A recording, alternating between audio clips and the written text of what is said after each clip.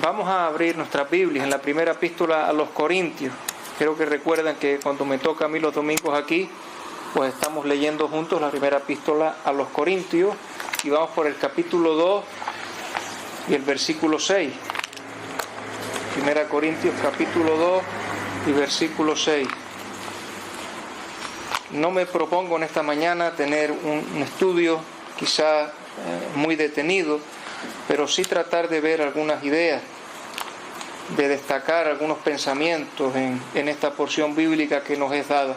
Primera Corintios capítulo 2, lo que vamos a leer son los versículos del 6 hasta el 9, y creo que es muy apropiado este último himno que hemos cantado, un mensaje del Señor, aleluya, que nos habla del Evangelio, que nos habla del Señor Jesucristo para entrar a este pasaje. Dice así la palabra del Señor: sin embargo, hablamos sabiduría entre los que han alcanzado madurez, y sabiduría no de este siglo, ni de los príncipes de este siglo que perecen, mas hablamos sabiduría de Dios en misterio, la sabiduría oculta, la cual Dios predestinó antes de los siglos para nuestra gloria, la que ninguno de los príncipes de este siglo conoció, porque si la hubieran conocido, nunca habrían crucificado al Señor de gloria. Antes bien, como está escrito, cosas que ojo no vio ni oído oyó, ni han subido en corazón de hombre, son las que Dios ha preparado para los que le aman. Que el Señor bendiga su palabra. Amén. Y lo que queremos mirar en esta mañana juntos es una idea, quizás sea una idea sencilla, pero es una idea necesaria, y es la siguiente: el Evangelio es la sabiduría de Dios. Si nosotros retenemos esta idea, habremos mantenido en nuestra mente una de las ideas fundamentales de esta porción. El Evangelio es la sabiduría de Dios. Y en primer lugar, lo que quisiéramos mirar, vamos a ver si podemos ver 4 puntos de esta idea. El Evangelio es la sabiduría de Dios. Es que esta sabiduría era predicada, esta sabiduría era anunciada, esta sabiduría era dada a conocer. El Evangelio es la sabiduría de Dios. Empezamos en el versículo 6, donde comienza diciendo, sin embargo. Y esa expresión, sin embargo, ese conector, es importante, porque nos está diciendo que Dios, nos está recordando que Dios había rechazado la sabiduría de los hombres, que Dios había descartado la sabiduría de los hombres. En cuanto a la proclamación del Evangelio, no sirve la sabiduría humana.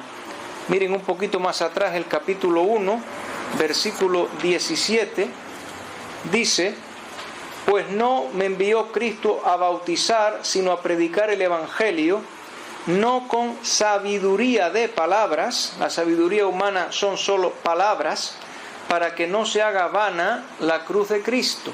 Capítulo 2, versículo 5, dice también: para que vuestra fe no esté fundada en la sabiduría de los hombres, que es solo palabras, sino en el poder de Dios. Son palabras sin poder. Capítulo 1, 19. La sabiduría humana es la de los pensadores, la de los filósofos de este mundo. 1:19. Pues está escrito, miren lo que le va a pasar a esa sabiduría: destruiré la sabiduría de los sabios y desecharé el entendimiento de los entendidos. Y no solamente es que Dios dice que la descarta, sino que un día será totalmente echada atrás. Un día ya no se traerá más a la memoria. Un día solo persistirá y solo estará la sabiduría de Dios, y toda la demás será quitada de delante. Capítulo 1, versículo 20, nos dice que la sabiduría de este mundo es fugaz, es temporal, es efímera.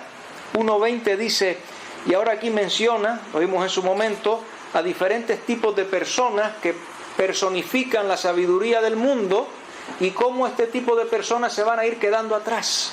dice, ¿dónde está el sabio? ¿Dónde está el escriba? ¿Dónde está el disputador de este siglo? No ha enloquecido Dios la sabiduría del mundo. Y por último, el versículo 21 de este mismo capítulo termina diciéndonos a este respecto, este breve repaso, que la sabiduría del mundo, la sabiduría de los hombres es inútil para conocer a Dios. Versículo 21, capítulo 1. Pues ya que en la sabiduría de Dios el mundo no conoció a Dios mediante la sabiduría del mundo, pues entonces agradó o le plugo a Dios salvar a los creyentes por la locura de la predicación. Claro, es una locura para el mundo. Para el mundo esto es una locura.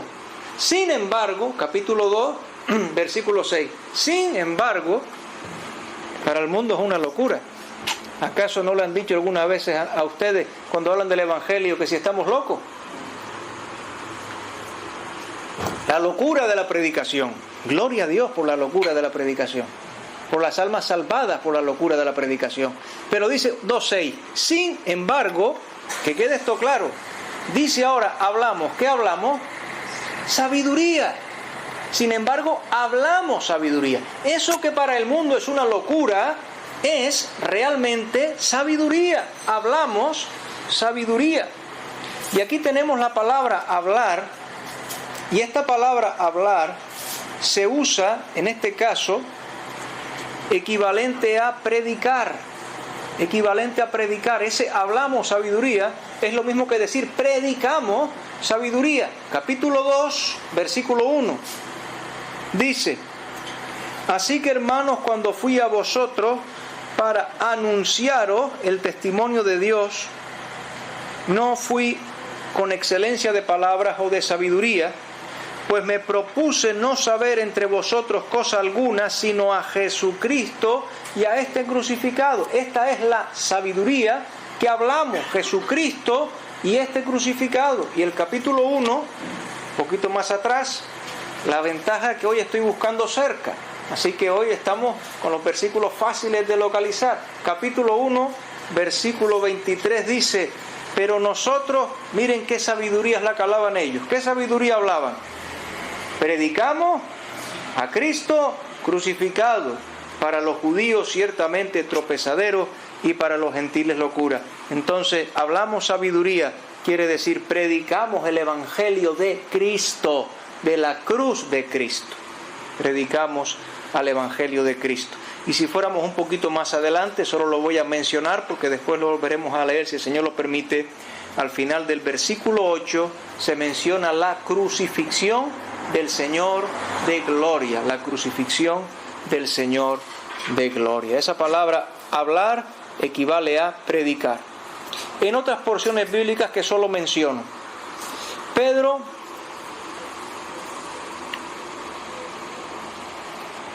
en casa de Cornelio, Hechos capítulo 10, mientras aún hablaba Pedro, ¿qué estaba haciendo Pedro?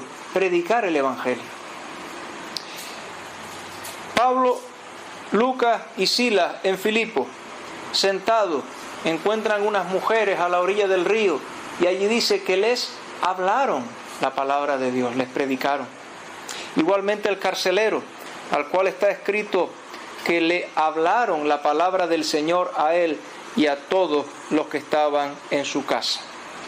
Ahora, hay que notar que lo que ellos hablaban, que lo que ellos predicaban, hemos dicho que tiene que ver con la persona de Cristo y con el Evangelio de Cristo, porque Cristo es poder de Dios y sabiduría de Dios. Por eso hablaban sabiduría. Cristo mismo es poder y sabiduría de Dios, y en Cristo están escondidos todos los tesoros de la sabiduría y del conocimiento. Así que hablamos sabiduría. Ese hablamos está en plural. Está en plural porque evidentemente no solo se refiere a Pablo, sino se refiere a los colaboradores de Pablo, e incluso podemos pensar en los apóstoles. Hablaban sabiduría, hablaban el Evangelio de Cristo. Y sigue diciendo el versículo 6, hablamos sabiduría entre los que han alcanzado madurez. Y aquí tenemos que decir que igual que hay dos tipos de sabiduría, la sabiduría del mundo, la sabiduría de los hombres, y tenemos una sabiduría de Dios que tiene que ver con el Evangelio, hay una sabiduría que era predicada y otra que era descartada. Tenemos aquí también una referencia a dos tipos de creyentes. De esto se hablará un poquito más en el capítulo 3. Aquí solo se menciona. Dice, entre los que han alcanzado madurez. Y aquí tenemos una llamada de atención a dos tipos de creyentes. Dos tipos de creyentes que hay en la grey del Señor. Hay creyentes que han alcanzado madurez y creyentes que todavía no han alcanzado madurez. La madurez tiene que ver con la condición de crecimiento pleno. Tiene que ver con haber alcanzado un grado de conocimiento o de discernimiento espiritual. Eso tiene que ver con poder asimilar las verdades de la palabra de Dios. Y aquí en este caso tiene que ver también con, habiéndolas asimilado, predicarlas a otros, porque está diciendo que ellos, habiendo alcanzado madurez, las predicaban, las anunciaban, las hablaban. El apóstol Pablo en Filipenses 3, solo lo menciono, él se incluye dentro de los que han alcanzado madurez cuando dice, todos los que somos perfectos, esto mismo sintamos. Y la palabra perfecto ahí es la misma que ahí madurez en este caso. Ahora, ¿qué se necesita para alcanzar madurez? Sería la pregunta que tendríamos que hacernos ahora nosotros. Vamos a leer al menos algún versículo para destacar este detalle. Primera de Pedro, capítulo 2 y versículo 2. ¿Qué se necesita para alcanzar madurez en la vida cristiana? Sabemos que la vida cristiana es una vida espiritual y es una vida sobrenatural, pero al igual que la vida física tiene un momento de comienzo, tiene un nacimiento y requiere de un crecimiento, requiere de un ir progresando. Dice capítulo 2 de Primera de Pedro 2, desead como niños recién nacidos.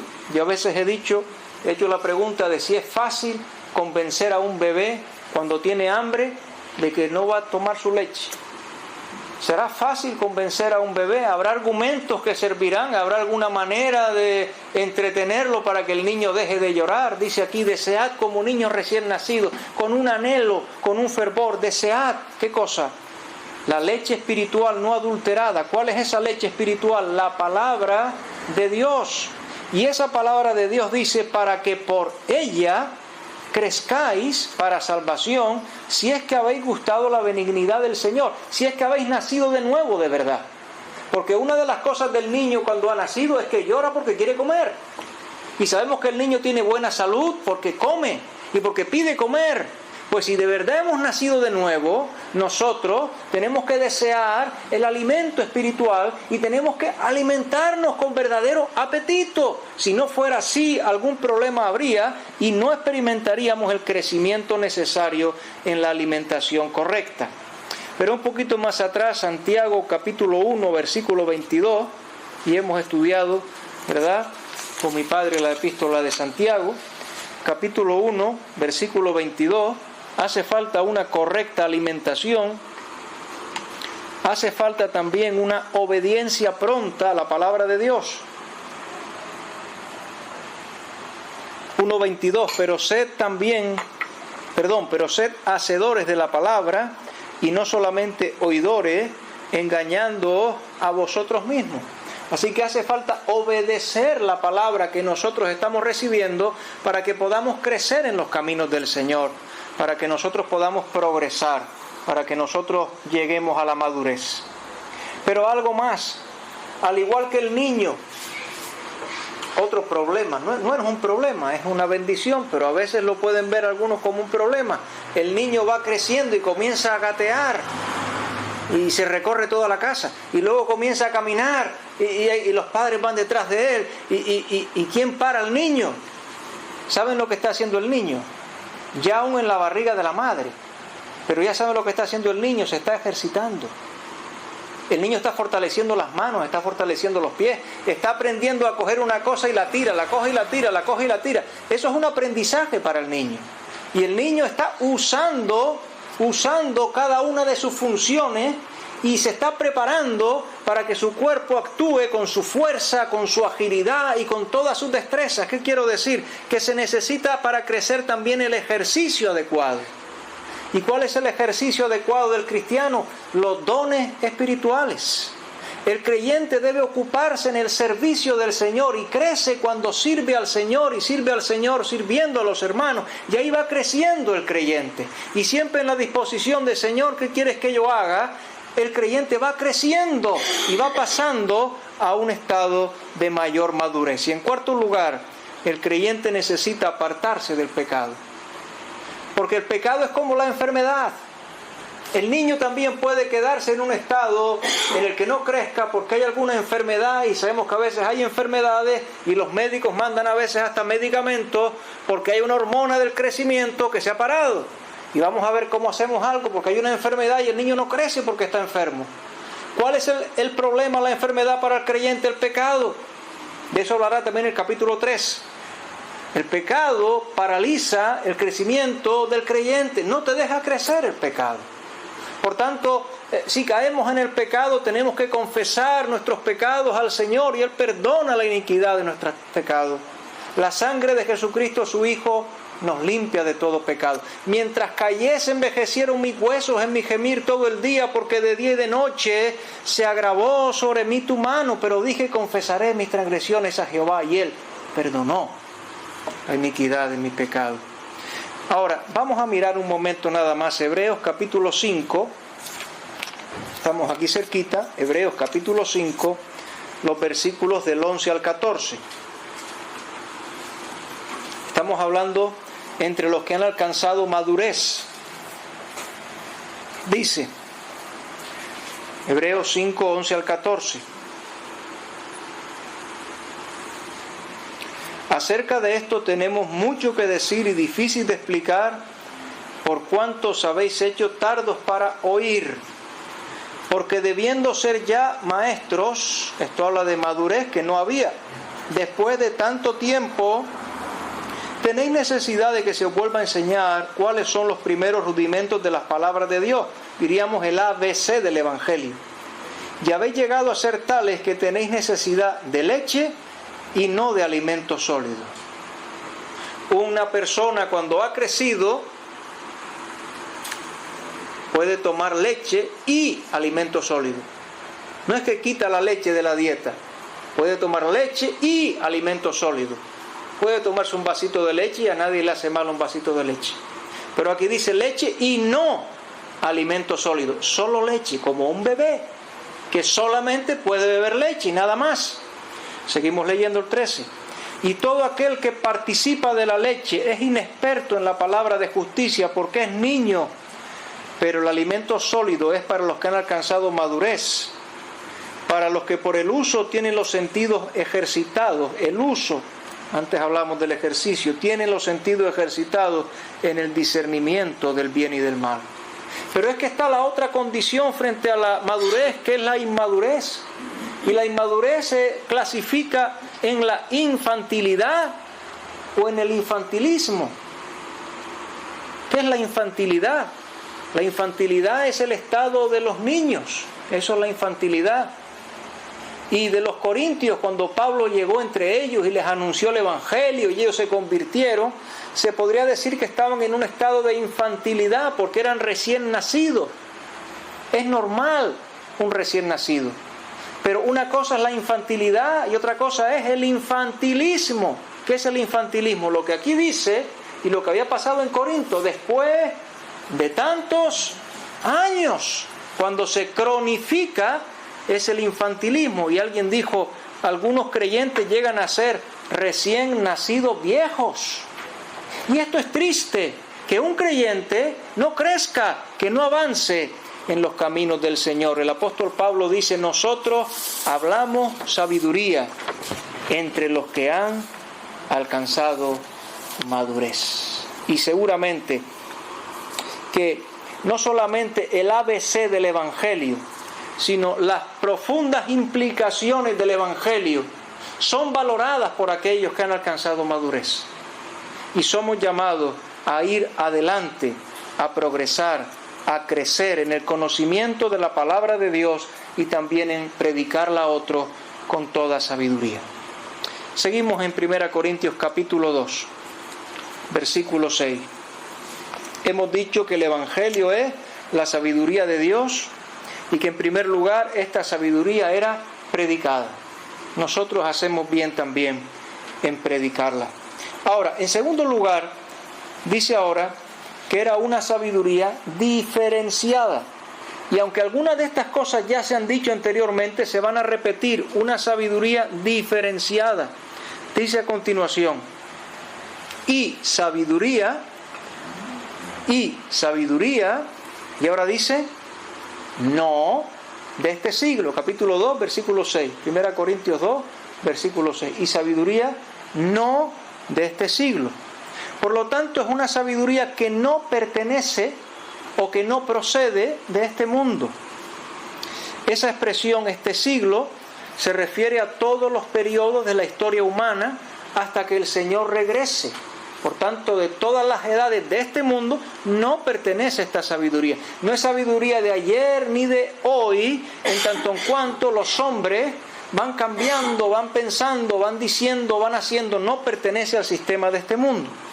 Miren capítulo 3 y versículo 19, aunque aquí nos estemos adelantando, pero dice ahí, porque la sabiduría de este mundo es insensatez para con Dios, pues escrito está, Él prende a los sabios en la astucia de ellos. Y el 18 que dice, nadie se engaña a sí mismo. Si alguno entre vosotros se cree sabio en este siglo, en este mundo, en esta edad, lo mejor es que se haga ignorante para que llegue a ser sabio. ¿Cómo se llega a ser sabio? Primero descartando esa falsa sabiduría. Esta es una sabiduría, decimos, diferenciada porque en primer lugar no procede de este mundo. Seguimos en el capítulo 6.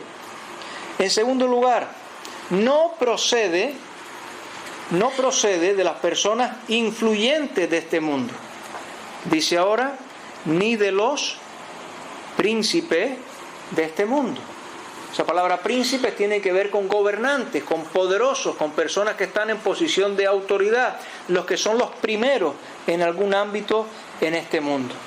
Y particularmente en este pasaje, como luego veremos en el versículo 8, se puede identificar con los que en el Sanedrín, con los gobernadores romanos, con todos aquellos que desde posiciones de preeminencia en este mundo rechazaron y condenaron al Señor Jesucristo. Pero lo podemos aplicar, como decimos, a cualquiera que esté en posición de autoridad o de influencia. Tercero, ¿por qué se diferencia esta sabiduría? Porque no es temporal. Sigue diciendo el versículo acerca de los príncipes de este mundo, de este siglo, que perecen. Y esta palabra es muy interesante, que perecen. Porque este verbo perecer significa deshacer. Miren el capítulo 1, el versículo 28. Vamos a ver la misma palabra en el capítulo 1, 28.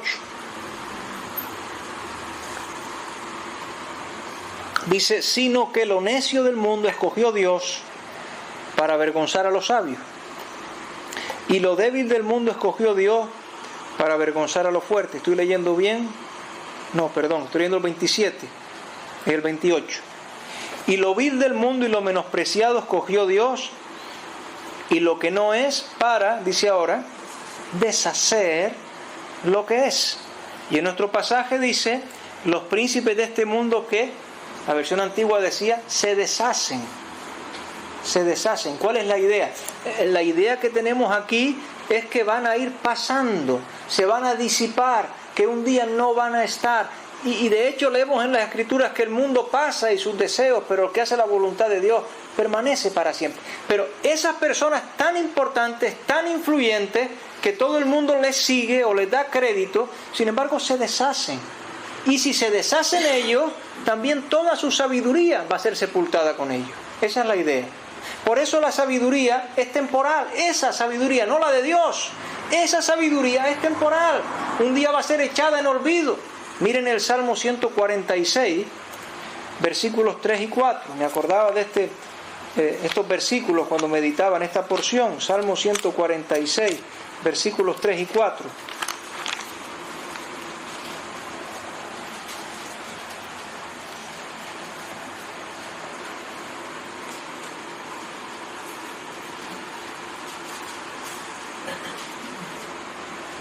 Dice: no confiéis en los príncipes, ni en hijo de hombre, porque no hay en él salvación, pues sale su aliento y vuelve a la tierra. Esto es, se deshace.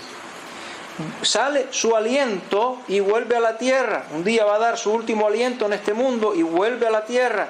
Y en ese mismo día, miren lo que dice: perecen sus pensamientos, es decir, su sabiduría se va a quedar atrás.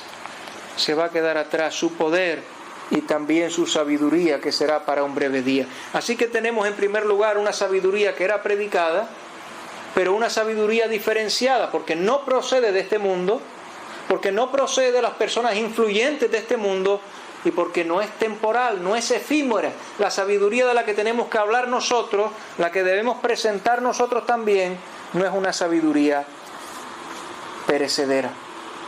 Ahora, vamos a mirar en el versículo 7 cuáles serían entonces las características de esta sabiduría.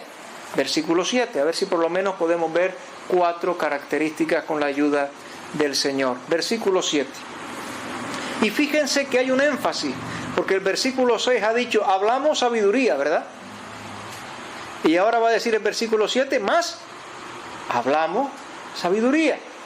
Y todavía un poquito más adelante, no llegaremos hoy, pero en el versículo 13 dice: lo cual también hablamos, no con palabras enseñadas por sabiduría humana, sino con las que enseña el Espíritu, acomodando lo espiritual a lo espiritual.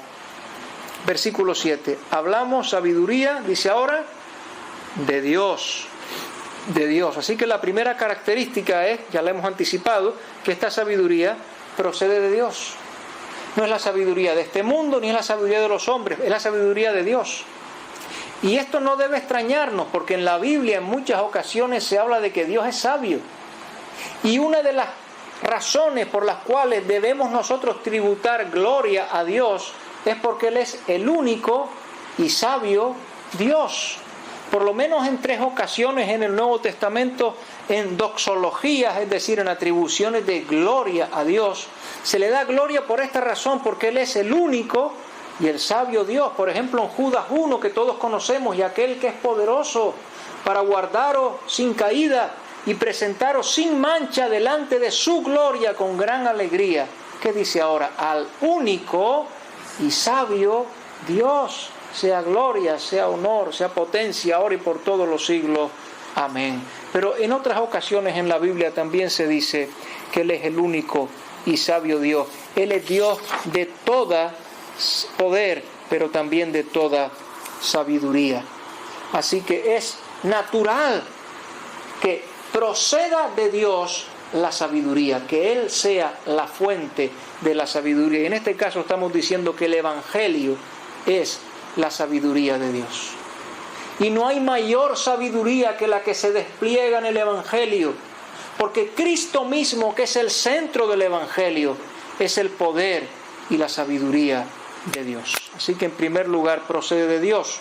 En segundo lugar, y lo que voy a decir parece una contradicción, pero no lo es una sabiduría oculta y manifestada. Es una sabiduría oculta y manifestada. Sigue diciendo la sabiduría oculta. Bueno, alguien dirá, me he saltado algo, ¿verdad?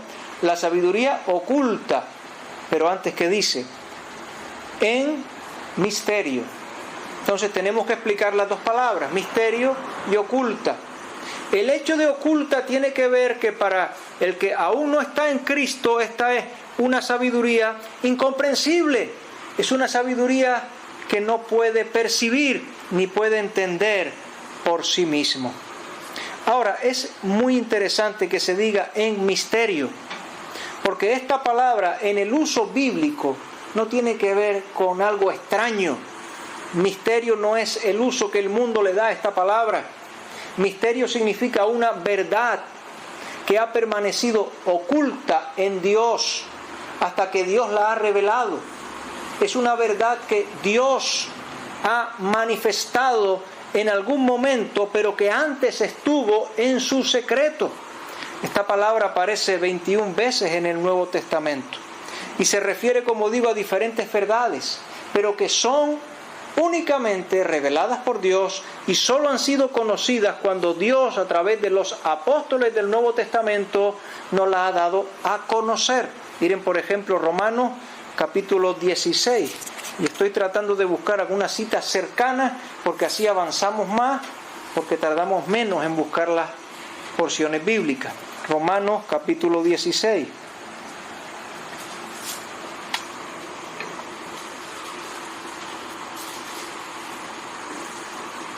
El miércoles pasado estuvimos hablando de un misterio. El miércoles pasado hablamos de un misterio. He aquí os digo un misterio. No todos dormiremos, pero todos seremos transformados. Es Romanos 16, 25.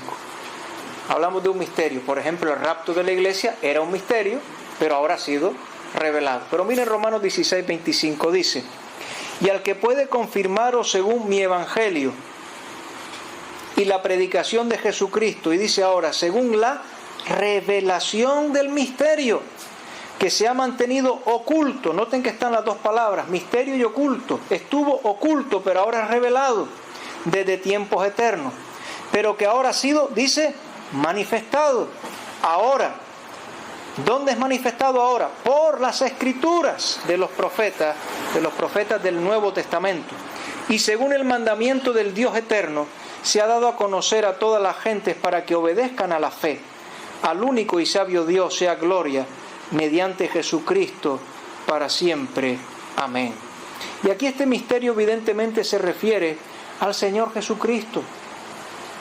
Se refiere a esas verdades tan maravillosas de que Dios se iba a hacer hombre para salvar a los hombres.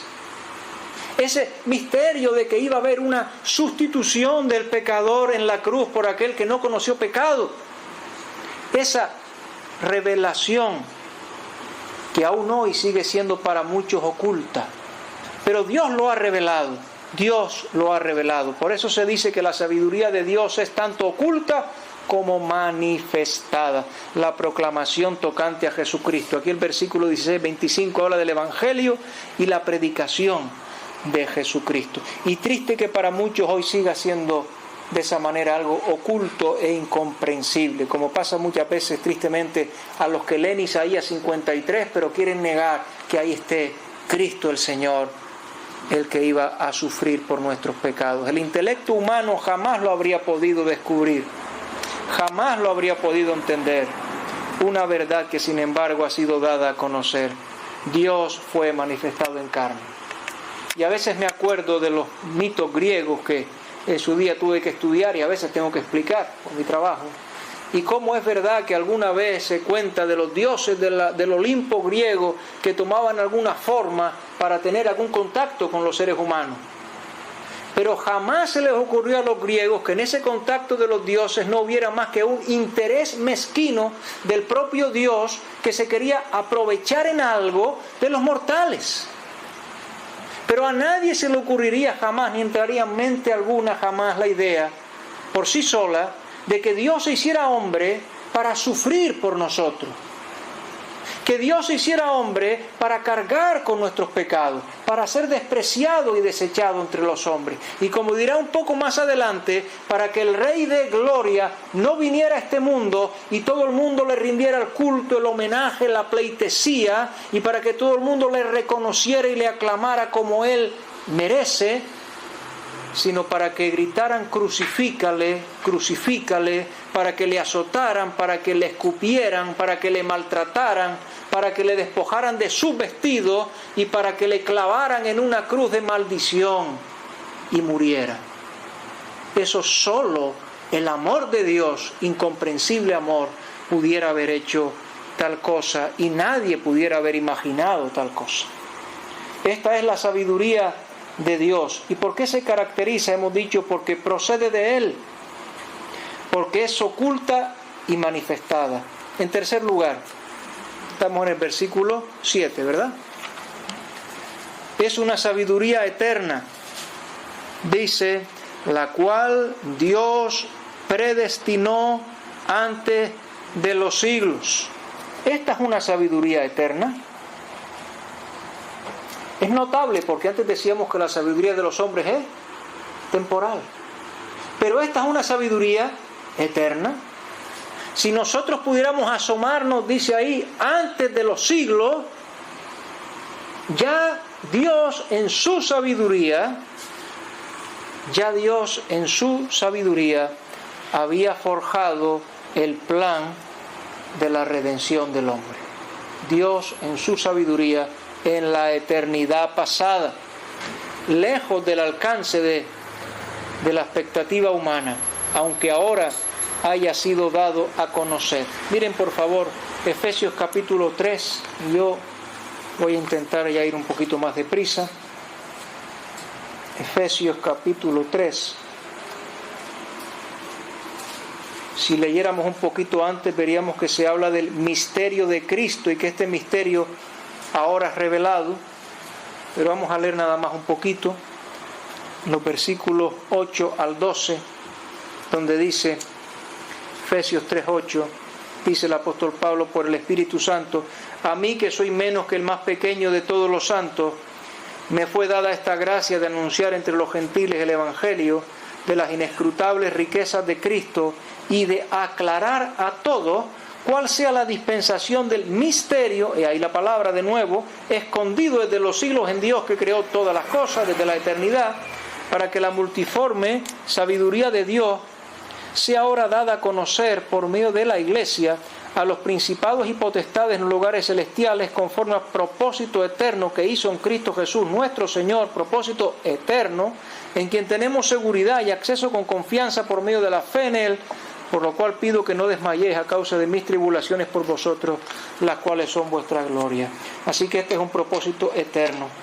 Si nosotros leyéramos en Hechos capítulo 4 y Hechos capítulo 2, que lo voy a saltar por amor al tiempo, podríamos ver cómo todo ocurrió según el anticipado consejo de Dios. No fue un accidente que el Señor Jesús fuese tomado en aquellas manos inicuas. Aquello no fue algo que ocurrió y que lamentamos porque las cosas no salieron como hubiéramos querido. Hace poco recordábamos que estaba con mi padre un día en urgencia y él le regalaba allí a un enfermero un evangelio de Juan y le dijo unas breves palabras y el enfermero le dijo algo parecido a lo que yo voy a decir porque no recuerdo exacto lo que él dijo, pero la idea de lo que él dijo, que sí, lo de Jesús está muy bien, pero lo mataron. Y el hombre estaba pensando que es que el Señor Jesús había fracasado y por lo tanto qué bueno lo que decía, qué bueno lo que proponía, cuánto bien que hizo, pero lo mataron. Pero no, lo mataron según el plan de Dios. Ahí estaba la sabiduría de Dios. Dios estaba actuando y aún Él se estaba entregando a sí mismo. Nadie me quita la vida, sino que yo de mí mismo la pongo y tengo poder para ponerla. Tengo poder para volverla a tomar. Y anunció a sus discípulos, al menos en 6 ocasiones, que Él iba a resucitar. Al menos en 6 ocasiones Él les dijo a sus discípulos que se iba a levantar de la tumba. Y les dijo que era necesario ir a Jerusalén y padecer mucho. Y de esta manera comprar nuestra salvación. Entonces estamos diciendo que esta sabiduría procede de Dios, oculta y manifestada y eterna. Pero hay algo más. Esta sabiduría tiene propósito. ¿Cómo termina el versículo 7? ¿Qué dice el versículo 7? Para nuestra gloria. Y por supuesto que estos términos a lo mejor pueden desconcertar un poco. Porque lo que hizo Cristo en primer lugar es para la gloria del Padre. En primer lugar es para la gloria del Padre. Pero aquí se está hablando de la operación de la salvación en cuanto a los resultados para con los salvados. Y se trataba de que el Señor Jesús hace todo esto para llevarnos a la gloria, para librarnos de la condenación. Dice que el justo muere por los injustos para llevarnos a Dios, siendo a la verdad muerto en la carne, pero vivificado en el Espíritu. La Escritura nos enseña que Él, habiendo de llevar muchos hijos a la gloria, para llevar muchos hijos a la gloria tiene que pasar por esas aflicciones, tiene que beber el cáliz, tiene que morir en nuestro lugar, entregado por nuestras transgresiones, pero resucitado para nuestra justificación. ¿Cuál es el estado sin Cristo del hombre? Dice que por cuanto todos pecaron y están destituidos de la gloria de Dios, no alcanzan la gloria de Dios. Pero para llevarnos a la gloria, para nuestra gloria, Cristo padece, Cristo muere. Dice también la Escritura que hemos sido llamados mediante el Evangelio para alcanzar la gloria de nuestro Señor Jesucristo. 2 Tesalonicenses 2:14. La riqueza de la gloria de este misterio entre los gentiles, que es Cristo en vosotros, la esperanza de gloria, dice Colosenses 1:27. Así que el propósito de esta sabiduría, el Evangelio es la sabiduría de Dios. El propósito de esta sabiduría es llevar a pecadores limpiados, lavados, redimidos a la gloria. Dice, para nuestra gloria. Ya leímos el capítulo 1 en su momento, donde dice que toda gloria, todo homenaje es para el Señor, ¿verdad? Ahora, en último lugar, hemos dicho una sabiduría predicada, diferenciada y ahora caracterizada. Pero en último lugar tenemos una sabiduría evidenciada, porque hay ahora dos demostraciones acerca de esta sabiduría, dos ejemplos. Si fuera una clase y estuviéramos en un aula, podríamos decir que hemos terminado la parte teórica y ahora vamos a pasar a la parte práctica, porque lo que tenemos son dos evidencias o dos demostraciones que apoyan lo que acabamos de indicar. Por tanto, vamos a mirar la primera, que está en el versículo 8. Dice, la que ninguno de los príncipes de este siglo conoció, porque si la hubieran conocido, nunca habrían crucificado al Señor de gloria. Así que la primera evidencia tiene que ver con el hecho innegable, incontestable, de la crucifixión del Señor Jesucristo. ¿Y cómo fue que aquellas personas, en este caso el Sanedrín, los principales sacerdotes, los escribas, todos aquellos que tenían conocimiento de las Escrituras, todos aquellos que representaban a los sabios y a los poderosos, en este caso de la nación de Israel, pero también a Pilato, gobernador romano, es decir, las personas de importancia, de conocimiento, los más destacados, representados aquí, dice la Escritura que no conocieron la sabiduría de Dios. Pero es enfático porque no dice la que los príncipes de este siglo, sino dice la que ninguno de los príncipes de este siglo conoció. Tenían delante de ellos al Señor de la gloria.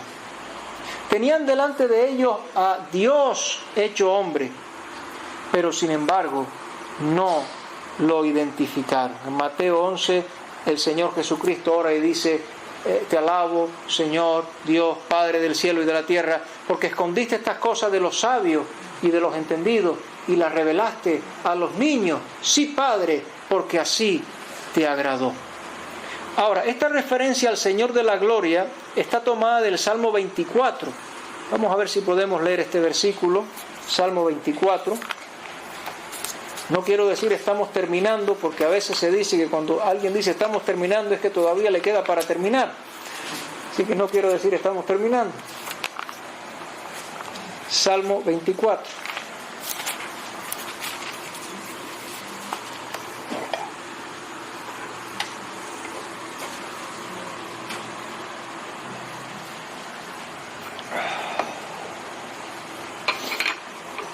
Algunos dicen que el Salmo 22, estos tres salmos, se leen juntos porque el Salmo 22 habla de las angustias de la crucifixión. El Salmo 23 nos habla del fruto presente de la crucifixión, que es el Señor como nuestro pastor. Y el Salmo 24 habla de la exaltación de Cristo en gloria. Vamos a leer solo el versículo 10 porque el tiempo está avanzado. Sería bueno leerlo todo. Dice: ¿quién es este Rey de gloria? Jehová de los ejércitos. Él es el Rey de la gloria, Selah. Esta referencia es al Señor Jesucristo. Y el pasaje que hemos leído dice que fue crucificado el Señor o el Rey de la gloria. Lo cual destaca tanto la humillación, porque fue crucificado, como su gloria y su majestad y su excelsitud. El Rey de la gloria que se dejó crucificar, que fue crucificado, pero nadie, dice, de los sabios lo reconoció. Nadie se dio cuenta. ¿Eres tú el Hijo del bendito? Tú lo dices. Has oído la blasfemia. Han oído la blasfemia, que sea crucificado. Entonces, la primera evidencia está en la crucifixión del Señor Jesucristo. Esta sabiduría quedó oculta para ellos. Si hubieran entendido que Él, quién era Él, lo que venía a ser Él, no se habrían atrevido a dar tan indigna condena, ni haberlo mandado finalmente a la cruz con la ayuda de los romanos. La segunda evidencia, la segunda prueba, está en la profecía del Antiguo Testamento. La sabiduría de Dios está oculta para el hombre. Pero la segunda evidencia nos dice que toda esta sabiduría procede de Dios. Versículo 9. Antes bien, como está escrito, y ese como está escrito es una referencia a la Biblia. Lo que está escrito permanece escrito. La Biblia es la palabra de Dios que vive y permanece para siempre. Está escrito y permanece escrito. Miren esta profecía. El apóstol Pablo, por el Espíritu Santo, muchas veces menciona el Antiguo Testamento para hacer recordar a los corintios. Dice: cosas que ojo no vio, ni oído oyó, ni han subido en corazón de hombre, son las que Dios ha preparado para los que le aman. Esta es una cita de Isaías 64:4. Vamos a leer Isaías y ya luego nos quedamos aquí en 1 Corintios. Una cita de Isaías 64:4.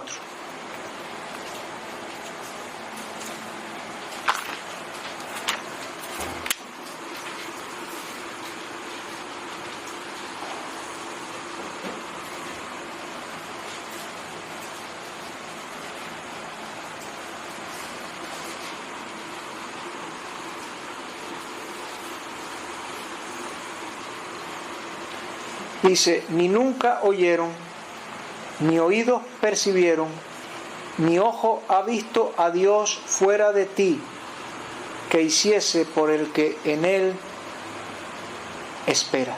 Que hiciese por el que en Él espera. Es importante recordar ese verbo espera, porque luego lo tendremos que mencionar de nuevo.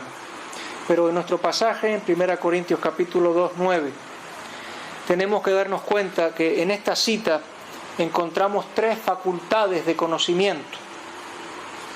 Encontramos el ojo, y nosotros podríamos conocer cosas a través de lo que vemos. Encontramos el oído, y nosotros podríamos conocer cosas a través de lo que escuchamos. Y en tercer lugar se habla del corazón. Pero el corazón aquí no tiene que ver específicamente con los sentimientos, sino con la mente. Porque al igual que en Romanos capítulo 1, donde se dice que su necio corazón fue entenebrecido, y a continuación habla de sus razonamientos. Aquí el corazón incluye la mente, y tiene que ver con la mente, tiene que ver con el razonamiento. No han subido un corazón de hombre, tiene que ver con el raciocinio.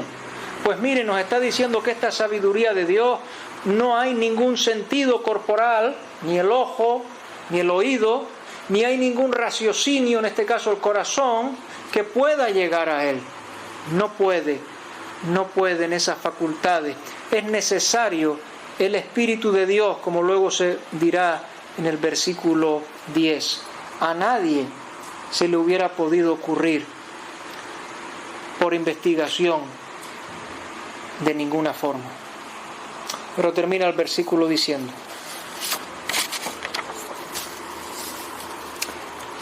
son las que Dios ha preparado. Qué hermoso es esto. Creo que fue Simeón el que tomó en los brazos al Señor Jesús muy pequeño. Ahora, Señor, despide a tu siervo en paz, porque han visto mis ojos. ¿Saben lo que dijo? Tu salvación, la cual has preparado en presencia de todos los pueblos, luz para revelación a los gentiles y gloria de tu pueblo Israel. Y dice aquí, Dios ha preparado, Dios preparó esta obra de salvación tan grande, esta verdadera sabiduría. Pero solo una última nota nada más. Por supuesto que nosotros también queremos predicar esta sabiduría. Por supuesto que nosotros también queremos hacer una diferencia entre la sabiduría del mundo y de los hombres y la de Dios. Por supuesto que también queremos quedarnos con estas características de esta sabiduría y con estas evidencias. Pero noten solo un detalle para terminar. En Isaías termina el versículo diciendo: para los que le esperan. ¿Lo recuerdan? En Isaías termina diciendo: para los que le esperan. ¿Por qué? Porque en el Antiguo Testamento miraban hacia adelante, hacia el Cristo que había de venir para salvarles de sus pecados. Así que todavía esta sabiduría de Dios no se había visto, no se había contemplado. Todavía Cristo no había aparecido en la historia de los hombres. Todavía Dios no se había manifestado en carne.